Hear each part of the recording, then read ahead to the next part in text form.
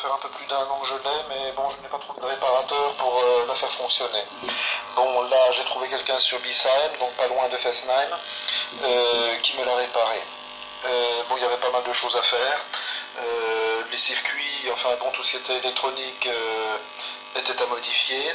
Ensuite, tous les axes étaient à moitié délogés de leur compartiment. Côté moteur, ça allait. Bon, évidemment, un encrassement général. Hein. Bon, on va rentrer maintenant dans le détail de l'engin.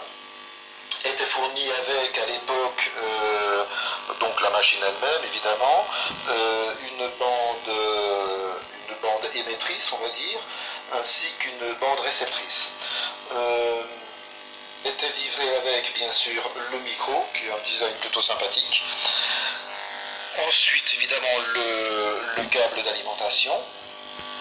Il y avait, bien sûr, une housse de protection lorsque notre secrétaire avait fini. Une commande à pied. Et d'après ce que m'a dit le gars qui a réparé l'engin, il m'a dit que normalement, il devait probablement y avoir un système d'écouteurs pour taper les textes dictés par le directeur en toute discrétion. Ensuite, il y a la boîte, la valise, qui contient donc la sténorette, avec un petit compartiment pour ranger les câbles. Et maintenant, on entre sur on va commencer à regarder un petit peu le détail de fonctionnement de la sténorette, qui doit dater donc des années 50. Bon, un fonctionnement relativement simple. Donc le bouton I-Pause, donc marche arrêt bien sûr. Les deux boutons avance rapide, recul rapide. La prise téléphonique pour un enregistrement téléphonique. La mise en route de la bande, qui se fait également par plusieurs options sur la poignée. Et bien sûr le bouton stop. Hein. Ici vous avez le volume de restitution Lautstärke, donc de restitution du son. Il est à noter que cet engin n'a pas de haut-parleur. Donc la restitution de son se passe par le micro, tout simplement. Donc ce qui crée un petit dommage côté restitution sonore, parce qu'il y a un grésillement. Alors je ne sais pas si le grésillement est d'origine, bon, ce que je ne pense pas, mais je pense plutôt qu'il doit y avoir quelques composants électroniques qui doivent être endommagés.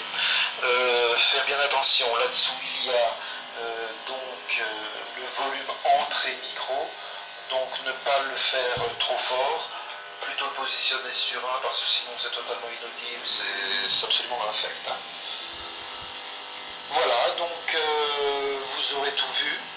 Je ne sais pas si je vous ai parlé des deux bandes.